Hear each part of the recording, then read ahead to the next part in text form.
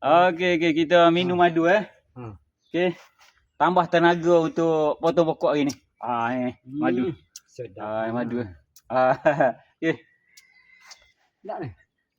Apa demo kecil manis tak? Ha?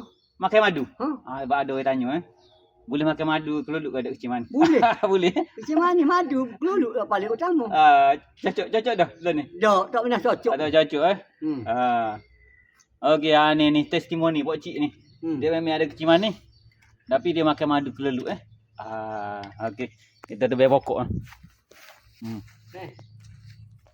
Pokok tinggi Pokok jatuh atas rumah. Okey. Dulu biasa aku duk buat madu dulu.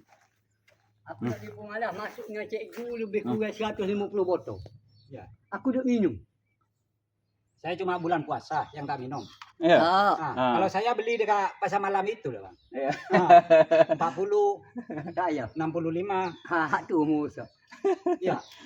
Madu kalau nak beli yang tepat gini hak original. Dia beli yang 40 campur dengan gula Melaka. Lepas tu cakap apa madu tak jadilah si manis makin tinggi. Ni madu original. Nah. Bukan tipu tak merasa lain tak masalah. Mana ada manis? Pasal malam manis. Ya. Ini pahit. Kita tengok sarai dia sarai dia ada.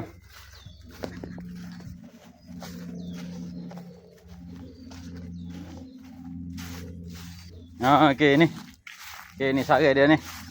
Ini tama kakung matahari bigami bigami ni Sorasika. Okey. 0132435354 lokasi Pucuk Alai.